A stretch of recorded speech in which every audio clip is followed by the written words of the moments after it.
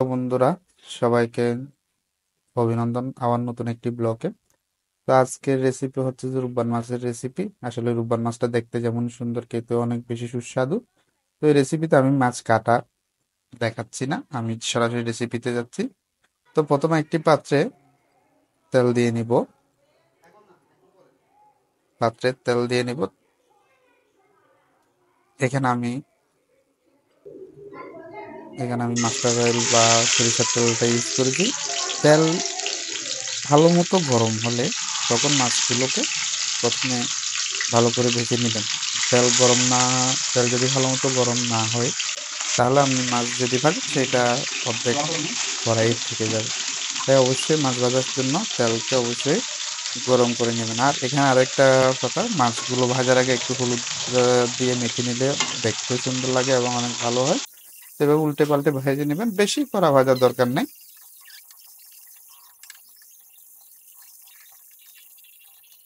ঢাকনা দিয়ে ভাজলে তাহলে তেলটা গায়ে পড়ার টেনশনটা থাকে না। এই ঢাকনাও দিয়ে ভাজতে পারেন, এক্ষেত্রে আপনার সেফটির জন্য খুবই ভালো হয়। এভাবে মাছগুলো ভেজে তুলে নেবেন।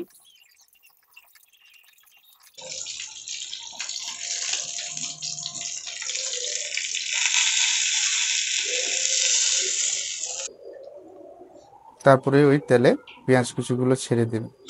পেঁয়াজ কুচিগুলো ছেড়ে ভালো করে নেড়ে আপনি যখন পেঁয়াজ কুচি যখন ব্রাউন কালার হয়ে আসবে,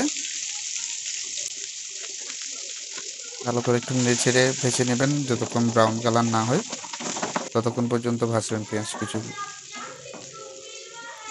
পেঁয়াজ কুচিগুলো ব্রাউন কালার হতে হতে 3-4টা টমেটোকে, ছোট টমেটোকে বা চেরি টমেটোকে এভাবে পেস্ট করে ও পেঁয়াজ কুচি যখন ব্রাউন কালারে হয়ে আসবে তখন ওই পেস্টটা ওইখানে দিয়ে দেবেন। দিয়ে ভালো মতো কষাতে থাকবেন। এখানে কোনো মশলা এখন পর্যন্ত দেওয়া হয়নি, শুধুমাত্র পেঁয়াজ কুচি আর টমেটো পেস্ট। দেখেন খুব সুন্দর তেল ছেড়ে দিয়েছে টমেটো পেস্ট আর পেঁয়াজ কুচি। তখন এইবার আপনি মশলা ইউজ করবেন। প্রথমে মরিচ, আপনার পরিমাণ মতো মরিচ, মরিচের গুঁড়া, হলুদের গুঁড়া,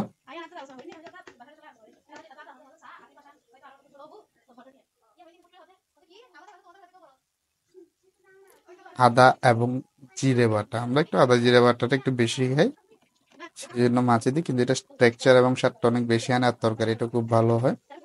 এরপর ভালো করে এভাবে এটাকে নাড়াচাড়া করতে থাকবেন। দেখেন এখনো পর্যন্ত কোনো এক্সট্রা পানি ইউজ করা হয় না, এখন পানি ইউজ করা হয়েছে। যখন একেবারেই তেল ছেড়ে দিছে আপনার কষানোটা, তখনই পানিটা ইউজ করবেন। আসলে কষানোর উপরে তরকারির স্বাদটা অনেকাংশে বেশি নির্ভর করে। একটু ভালো মতো কষাবেন, আবার কষাতে গিয়ে পুড়ে ফেললে তখন কিন্তু খাওয়া যাবে না এতক্ষণের পরিশ্রমটা। তো এই ফাঁকে কষ্ট কষতে আপনারা অবশ্যই, যদি আমাদের এতক্ষণ পর্যন্ত যেহেতু দেখতেছেন আমাদের ভিডিওটা, সেহেতু আশা করি ভালো লাগতেছে। অবশ্যই ভিডিওতে একটা লাইক, কমেন্ট এবং শেয়ার করবেন। আর অবশ্যই সাবস্ক্রাইব করে আমাদেরকে সাপোর্ট করবেন। এরপর পরিমাণ মতো পানি দিয়ে দিবেন। প্রথমে পানি একটু দিয়ে আবার কিছুক্ষণ কষালাম, কষানোর পরে পরিমাণ মতো পানি দিয়ে দিবেন। অতিরিক্ত ঝোল রাখার দরকার নেই। আর এই রান্না শেষে একটা টিপস দিব, আশা করি অনেকেই জানে, তবে যারা জানে না তাদের জন্য টিপসটা। তো একটু ঢাকনা দিয়ে দিলে এটা একটু ভালো হয়। দেখেন অনেক সুন্দর করে বুদবুদ উঠতেছে, কষানোটা অনেক বেশি ভালো হয়। এবার জাস্ট মাছগুলো ওইখানে ডুবিয়ে দিবেন। ওই কষানো পানিতে মাছগুলোকে আপনি ডুবিয়ে দিবেন। দেখেন মাছটা কিন্তু ডুবানো আছে। আমরা মাছগুলো পানিতে ছেড়ে দিচ্ছি।